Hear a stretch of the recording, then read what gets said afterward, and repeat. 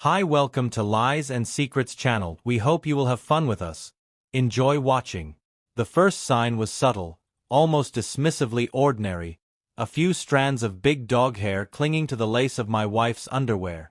As I sorted the laundry, I chuckled at the absurdity, picturing our golden retriever, Alexander, playing tug-of-war with her delegates. But when it happened again and then again, the humor faded into a creeping unease. Each time she had an explanation ready, her voice light, almost teasing. Alexander must have a new favorite toy. She'd say, her laughter ringing hollow in my ears, but the frequency was too peculiar, too consistent to be mere coincidence. It was during one of those rare nights, when the wine flowed too freely, her laughter too loud, her eyes too bright, that the truth slipped out. We were alone, the house quiet, except for the soft snoring of Alexander from the corner. She leaned in, her breath heavy with the scent of Merlot, and whispered, "You know, I've been sleeping with Alexander, and I like it." The room spun, not from the alcohol but from the weight of her confession. Her words hung in the air, a grotesque confession that twisted the very fabric of our life. Together. I stared at her, searching for the woman I married, but all I saw was a stranger, her eyes clouded with a mix of defiance and relief. I didn't know if I could forgive her, not just for the act, but for the betrayal of our trust, the desecration of our intimacy. As I stood there, the silence between us grew thick, with unspoken questions and the heavy realization that our life together might never be the same. The morning after, the house was eerily silent, the usual sounds of life muted by the shock of the night before. I moved through the motions of my routine, each step heavy with the weight of her confession. The coffee tasted bitter, the sunlight too harsh, as if the world itself was reflecting my inner turmoil. I found myself staring at Alexander, who lay innocently on the rug, his tail thumping softly against the floor. He looked up at me with those trusting, uncomprehending eyes, and I felt a surge of anger, not at him but at the situation, at the absurdity of it all. How could something so normal, so domestic, turn into this nightmare? I couldn't meet her gaze across the breakfast table. She sat there, her face pale, her hands wrapped around a mug, as if seeking warmth or perhaps absolution. The air was thick with things unsaid, with the need for explanations that I wasn't sure I wanted to hear. "I need to understand," I finally said, my voice sounding foreign to my own ears. "Why? Mia, why would you with Alexander?" Her eyes, when they met mine, were filled with a storm of emotions, shame, confusion, and something else, something darker. "I don't know," she whispered, her voice cracking. "It started as a mistake, something to fill a void. But then it became, I felt, wanted, needed. It was wrong, so wrong. But in that moment, it felt like the only thing that was real." The words hit me like a physical blow. The idea of her seeking solace in such an unthinkable act was beyond my comprehension. My mind raced through our life together, searching for signs I might have missed, for moments where I could have been more present, more attentive. "Did you ever think about us, about what this would do to us?" My question was more of an accusation, my tone harsher than I intended. "I did," she admitted, tears now streaming down her cheeks. "But I was lost, and I didn't know how to find my way back. I thought maybe if I could just feel something, anything, it would help me remember who I am, who we are." The room felt like it was closing in the walls, pressing down with the gravity of our fractured relationship. I stood up, needing space, needing to escape the claustrophobia of our shared pain. "I need time," I told her, my voice steady, despite the turmoil inside. "I need to think, to figure out if there's anything left to salvage." As I walked away, leaving her at the table, I realized that the path forward was obscured by a fog of betrayal and confusion. The love we had, the life we built, now seemed like a distant memory, tainted by this bizarre, incomprehensible act. Whether forgiveness was possible, or if we could ever find our way back to each other, remained a question hanging in the air, as heavy as the silence that followed. The days that followed were a blur of confusion and introspection. Each morning I woke with a sense of dread, the reality of our situation, settling like a heavy fog over my thoughts. Mia and I moved around each other in the house like ghosts, our interactions minimal, our conversations reduced to the bare necessities. Alexander, oblivious to the turmoil he was unwittingly at the center of, continued his routine, his presence now a constant reminder of the betrayal. I found myself avoiding him, a mix of anger and pity swirling within me whenever I saw him. One evening, as the sun dipped below the horizon, casting long shadows through our living room, I decided it was time to confront the situation head-on. I sat down on the couch, the leather creaking under my weight, and called Mia over. She came, her steps hesitant, her eyes avoiding mine until the last moment when she sat beside me, her body tense. "We need to talk." I began, my voice firm, yet laced with an undercurrent of pain. "I've been thinking, trying to understand, but I need you to explain, Mia. I need to hear everything."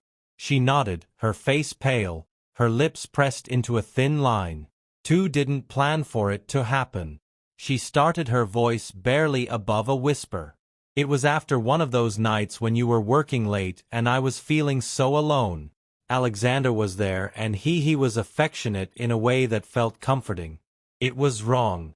I know, but in that moment it felt like he was the only one who cared." Her words were like knives slicing through the remnants of our intimacy. "So it was about feeling alone?"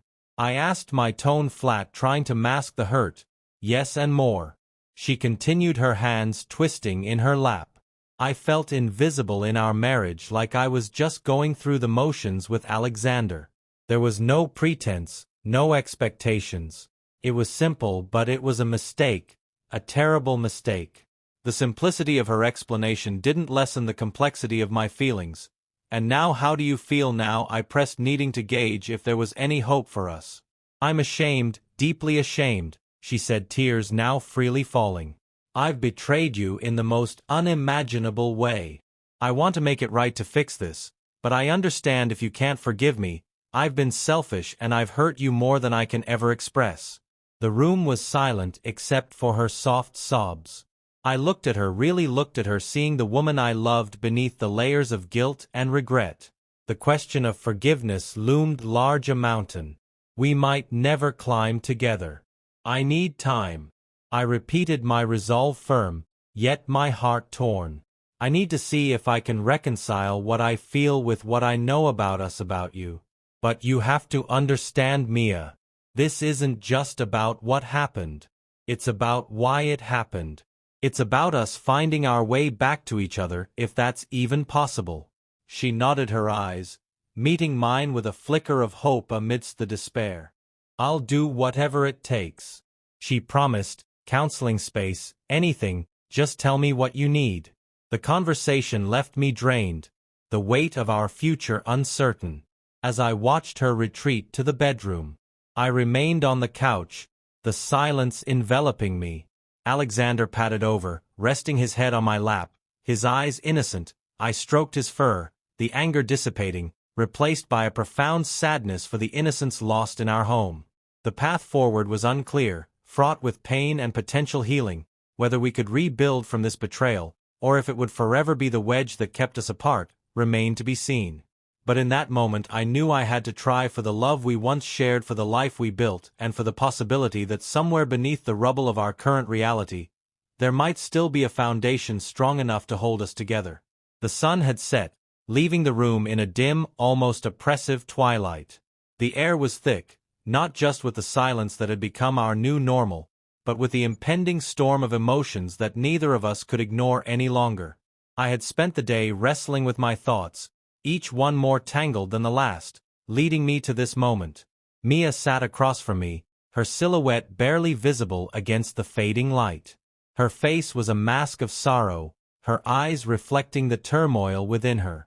I could see the outlines of her hands nervously clasped together, as if they were the only thing keeping her from falling apart. "I've been thinking," I started, my voice low, almost a whisper, betraying the storm inside me, "about what you said about Alexander, about us." She nodded, her breath catching in her throat. "I know," she replied, her voice trembling. "I've been waiting for this." The room seemed to contract around us, the walls echoing with the weight of our shared history. "I need to know, Mia, Was it just about feeling alone, or was there something more, something I missed? Her eyes met mine, a torrent of pain and regret swirling within them. It wasn't just loneliness. She confessed, her voice barely audible. It was. I felt like I was disappearing in our marriage, in our life. Alexander, he was there, and he didn't demand anything from me. He just was. And in that simplicity, I found something I thought I had lost. Her words were like a cold wind chilling the room further, but that's not an excuse. Is it? I countered, my voice hardening. You chose to cross a line that should never have been crossed. I know, she whispered, tears now tracing lines down her cheeks. I've been selfish, lost in my own pain. I didn't see what I was doing to us, to you. I was looking for something to make me feel alive, and I chose the wrong path. The silence that followed was heavy, laden with the gravity of her admission. I felt the anger, the betrayal, but beneath it all, there was a flicker of understanding of the pain she must have been in to make such a choice. I've been thinking about forgiveness. I said, the word tasting foreign on my tongue, about what it means, if it's even possible after something like this. She looked up, hope flickering in her eyes, but it was cautious, fragile. Do you think you can? She asked, her voice a mix of fear and longing. I don't know. I admitted, the honesty raw between us, but I want to try, not just for us, but for what we had, for what we could still have. But Mia, it's going to take time, and it's going to be hard. There will be conditions, boundaries, we need to set. She nodded, her tears now silent, her resolve hardening. I'm ready for that, she said. I'll do anything, everything to make this right. Counseling space, whatever you need. I remained on the couch, the silence now a companion rather than an adversary. Alexander, sensing the shift in the atmosphere, came to sit by my side. His presence a reminder of the innocence that had been lost. I stroked his fur, feeling the weight of our fractured family. The path forward was obscured by shadows of doubt and pain, but there, in the quiet aftermath of our confrontation, was a sliver of light, a possibility of redemption. Whether we could walk that path together, or if it would diverge, remained uncertain. But for now, the decision to try to seek forgiveness was the first step into the unknown, a step towards either healing or an inevitable end. The room felt like it was holding its breath, waiting for my next words. We'll start with counseling. I decided, my voice firm, yet there was a tremor of uncertainty and space. I think I need some time away to think, to heal. Maybe you should stay with your sister for a while. Her nod was almost imperceptible, but it was there, a silent agreement to the terms of our potential reconciliation. I understand, she said, her voice steady. Despite the tears, I'll pack some things. As she stood to leave, the room seemed to exhale, the tension easing slightly, but the air was still thick with the gravity of our situation. I watched her silhouette move towards the stairs, each step echoing the distance now between us. The silence that followed was deafening, filled with the weight of our fractured life. I remained on the couch, the leather cool against my skin, the silence now a companion rather than an adversary. Alexander, sensing the shift in the atmosphere, came to sit by my side, his presence a reminder of the innocence that had been lost. I stroked his fur, feeling the weight of our fractured family. In the dim light, my thoughts raced. The idea of forgiveness seemed like a distant, unreachable peak. Could we truly mend what had been so fundamentally broken? The betrayal was not just an act, but a symptom of deeper issues, of loneliness, of feeling invisible in the very life we had built together. I stood up, pacing the room, each step a physical manifestation of my internal turmoil. The photographs on the walls, once symbols of our happiness, now seemed to mock me with their frozen smiles. I stopped at one, our wedding day, her eyes bright with joy, mine filled with a love I thought would last forever. The doorbell rang, slicing through my reverie. I opened the door to find Mia's sister. Isabella, her face etched with concern, she stepped in, her eyes immediately seeking Mia. She's upstairs packing, I said, my voice hollow. Isabella nodded, her expression softening. I'm here to help her, she said quietly, and you if you need it. I appreciated her words, but they felt like drops in the ocean of my confusion. Thanks, Isabella. I managed my voice barely above a whisper.